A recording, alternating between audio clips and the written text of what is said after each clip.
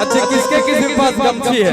यानी हाथ में ले लिया। देखा हमारा भाई आगे में गमछी, बिहारी के पास गमछी ना हो, उत्तर प्रदेश वाले भाइयों के पास गमछी ना हो, झारखंडियों के पास गमछी ना हो, तो किसके पास गमछी रहेगा? हो गमछी तनी हाथ में रहेगा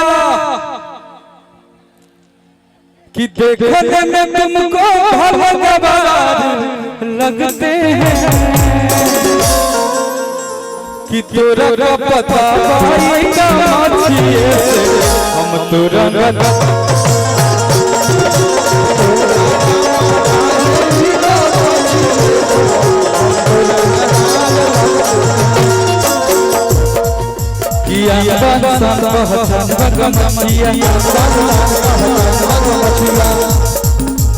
तुम लोग बांट लेना, जाओ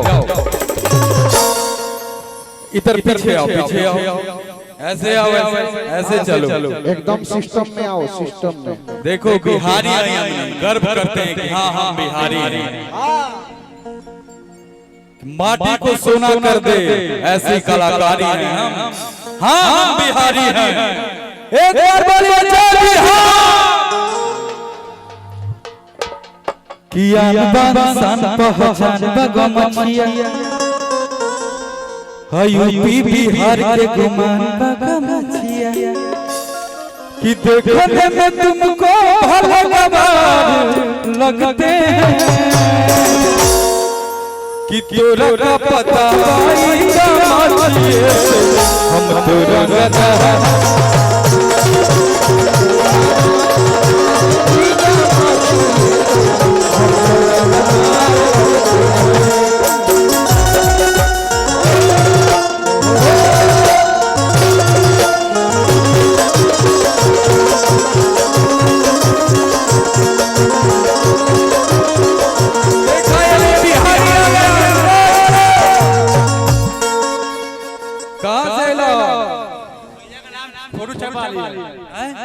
फोटो छपवा ली।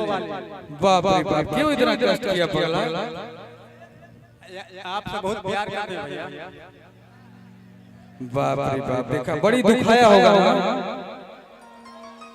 दर्द नहीं हुआ भैया। इसके लिए जोरदार ताली बजाइए भाई के लिए।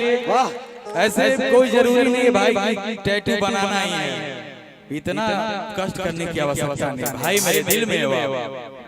वाह, मर्द को दर्द नहीं होता भैया। नाम क्या है? गोलू। खूब आगे बढ़िए, जो काम करते हो उसमें खूब तरक्की करिए। कुछ जरूरत पड़े बड़ा भाई का तो जरूर याद करिए, मैं आपके साथ खड़ा हूं। ठीक है भैया, बैठ बैठ बैठ, बहुत बहुत बढ़िया। बैठाओ बैठाओ भाई, कहीं बैठाओ, चेयर दो। देखिए प्यार है, किसी भी कलाकार का कोई भी टैटू बनाता है, ये प्यार है, बहुत बड़ा प्यार है किसी के लिए। ये सौभाग्य की बात है। कलाकार का जीवन है। अभी हम लोग रात में शूटिंग कर रहे थे बनारस में, रात भर जगे हुए, रात भर, फिर सुबह तक शूटिंग हुआ। 8 बजे बनारस से चले, 2 घंटा मात्र सोते हैं। फिर यहाँ कल से फिल्म रिलीज है मगध पुत्र, उसके लिए हॉल जाना है। आप सबका आशीर्वाद रहता है, इसी पे आदमी चौड़ा होकर चलता है कहीं भी। बोलिए भारत माता की। कि देखने में तुमको भगवान लगते हैं कि तोरा पता भाई का माछिए हम तुरंत लगते हैं।